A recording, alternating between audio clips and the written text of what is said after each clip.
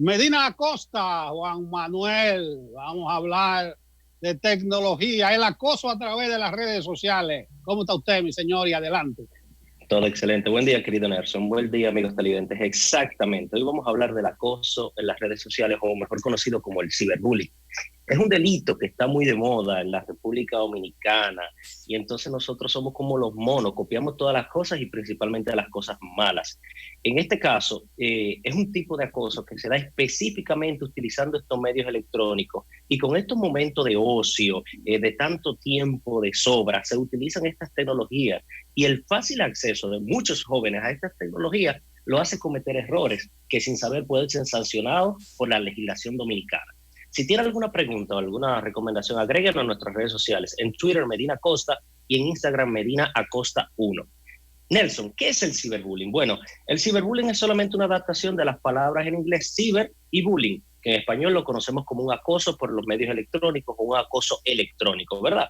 Pero hay que entender algo, el ciberacoso no es un relajo. El ciberacoso afecta las vidas aquí en el mundo material, en la vida real, le hace daño a las personas que se transforman en víctimas de estos acosadores. ¿Y en qué se caracteriza este tipo de acoso? Bueno, normalmente se da entre dos iguales, entre dos personas que son principalmente adolescentes, que son los que no entienden el tipo de repercusión que puede tener este acto a través de las redes sociales, principalmente por TikTok. TikTok ahora mismo es la reina en distintas áreas. ¿Por qué? Porque varios países, como por ejemplo India, Estados Unidos está solicitando no usar TikTok, ya India está prohibido TikTok. ¿Por qué? Porque no tiene ciertas regulaciones y la gente dice lo que le da la gana sin entender las repercusiones que pueda tener. También se traspola a la red social de Instagram y a la red social de Twitter, pero Twitter tiene mucho más cuidado con eso. Pero el ciberbullying no es algo que ocurre una sola vez. Normalmente el acosador o los acosadores tienen cierta historia con este tipo de asuntos, porque esto va desde insultos, discriminación o burlas simplemente por características físicas, forma de vestir, gusto, etcétera, etcétera. Y casi siempre hacen públicas ciertas informaciones que se refutan de carácter privado personal de la que se transforma la víctima. Pero los acosadores o los ciberbullying en los espacios electrónicos tienen ciertas características, algo que normalmente a personas como nosotros nos duele mucho. Nelson, yo que te conozco hace mucho tiempo, entiendo que tú eres una persona de valores, ¿verdad? Que tiene cierta educación. Entonces, en este tipo de sociedad, las características de estos acosadores es la falta de valores. Los valores se han ido perdiendo en esta sociedad.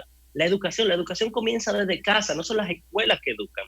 Tienen problemas con asuntos emocionales, tienen falta de empatía social y tienen asuntos psicológicos, no son muy normalitos, vamos a llamarle, ¿verdad? Pero sin embargo, este tipo de situación se da para destacar o encajar en algunos grupos sociales que ellos quieren pertenecer, que estamos hablando del acosador en los medios electrónicos.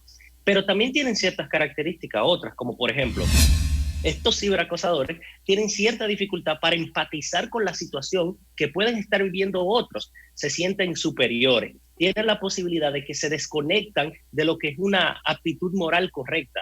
Señores, hay personas que no les importa hacer nada solamente para ser felices, tienen problemas con comportamiento agresivo, se les dificulta acatar ciertas reglas y normas, inclusive las reglas que están preestablecidas en estos medios electrónicos, ¿verdad?